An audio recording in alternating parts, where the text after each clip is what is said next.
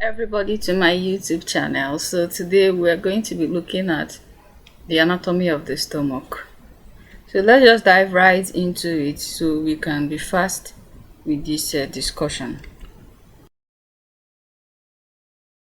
So we look at the stomach. The stomach is a muscular organ that has a J shape. It's located in the upper left quadrant of the abdomen. We all know that the abdomen is divided, the anterior abdominal wall is divided into four quadrants. So we have the upper uh, left quadrant, the upper right quadrant, the lower left quadrant, and the lower right quadrant. So the stomach is a J-shaped muscular hollow organ that is found in the upper left quadrant of the abdomen. It is one of the major organs of digestion. There are main organs of digestion, and the stomach is one of the main organs of digestion. It plays a critical role in digestion. It acts as a reservoir where ingested food is stored temporarily. So the stomach serves as a reservoir for the food that we have taken. Several parts of the stomach. Basically, the stomach has four main parts. There are four main parts of the stomach. We have the cardia, we have the fundus, we have the pylorus, and we have the body of the stomach. So let's look at the cardia. The cardia, this is the area that surrounds the cardiac orifice. The cardiac orifice is that point where the esophagus enters the stomach. That is what we call the cardiac orifice. So it contains the lower esophageal sphincter that prevents gastric reflux. So in the cardia, we have a sphincter. This sphincter prevents the food that had already entered the stomach from moving back into the esophagus. That is the function of this lower esophageal sphincter. So we also have another part of the stomach called the fundus. The fundus is the most superior and a dome-shaped portion of the stomach. So it's shaped like a dome, and then it lies above the level of the esophageal entry, the point in which the esophagus enters the stomach. The fundus lies above that esophageal opening. So this fundus is usually filled with gas. It also is visible to X-ray. Aside from the fundus, we also have the other two remaining parts of the stomach. We have the body. The body is the largest central part of the stomach. This is a major site for chyme formation. Chyme formation. The chyme is that semi-solid substance that is formed when the food bolus mixes with the gastric juice. So this region undergoes severe contraction or movement. So this movement brings about the formation of the chyme. The body of the stomach is the largest part of the stomach. Then we have the pyloric part. The pyloric part is usually the ending part of the stomach. It has several other subdivisions or parts such as the pyloric antrum, the pyloric canal, and the pylorus. The pyloric sphincter is a part of the pylorus. The pyloric sphincter is just like the region in the pylorus that regulates the passage of chyme into the duodenum, because immediately after the pylorus, the next region of the digestive tract or the GIT that you're going to see is the small intestine. And basically we have the duodenum as the first part of the small intestine. So that pyloric sphincter is here to regulate how chyme enters the small intestine, or basically the duodenum. So we go ahead to look at the curvatures of the stomach.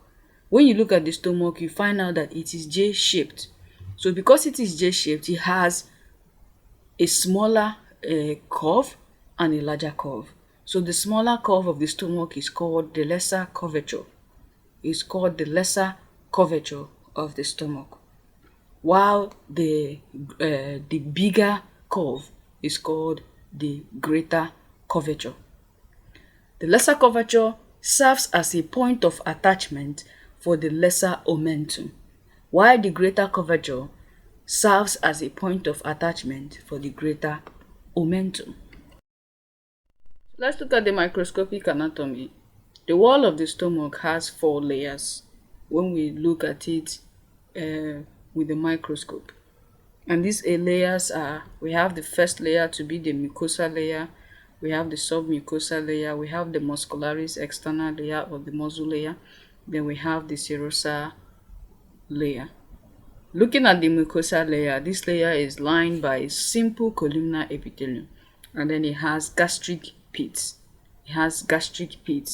And then the gastric pits leads to the gastric glands. And there are several cells that is found in the gastric gland. Some of the cells are the mucous gland, the parietal cells, sorry. Some of the cells there are the mucous cells, the parietal cells. The parietal cells which aid in the secretion of hydrochloric acid. Then we have the chief cells that secrete pepsinogen. Then we have the enteroendocrine cells that secrete hormones like gastrin, somatostatin. Then we also have the of the stomach to be the submucosal layer. The submucosal layer has connective tissues that is rich in blood vessel. It also have lymphatic vessels and also the Meissner plexus. Then we have the third layer of the stomach to be the muscularis externa. This muscularis externa is the muscular layer. It has 3 layers of muscle in it. We have the inner oblique muscle, we have the middle circular muscle, and then we have the outer longitudinal muscle. This muscular layer is responsible for churning, mixing, and propelling of food. Finally, in the microscopic anatomy, we have the serosal layer. The serosal layer has a visceral peritoneum covering the stomach. It is continuous with the peritoneum of the adjacent organs. So it's just the last layer of the stomach.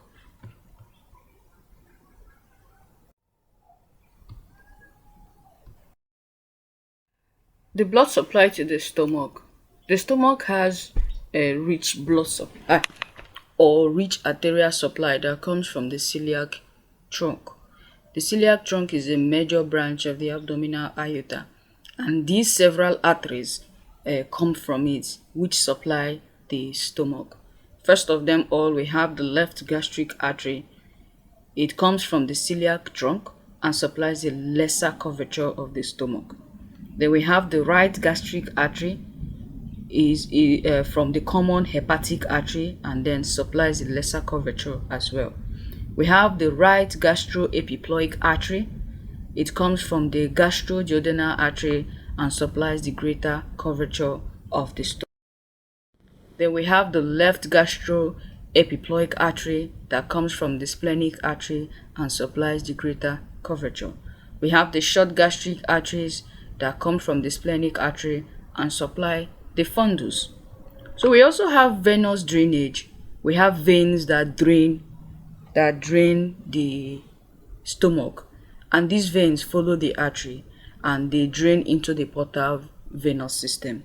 Some of these veins are the left and the right gastric veins, the right gastroepiploic vein, the left gastroepiploic, and short gastric veins. These veins drain the stomach and they drain into the portal venous system.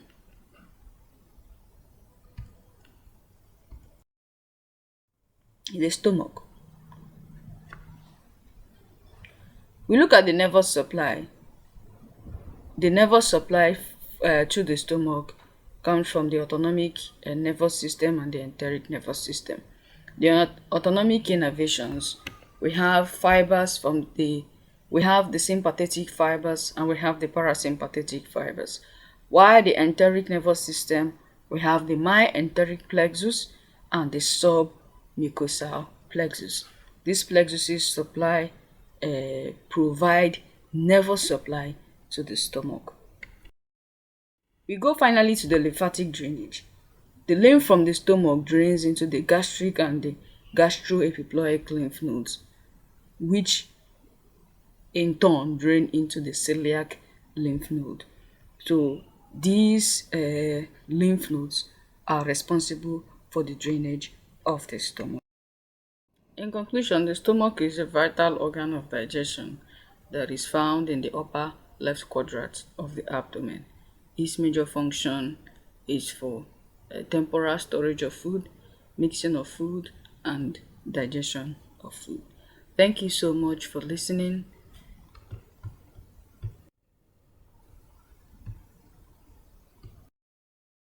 Thank you so much for listening to this brief and short lecture.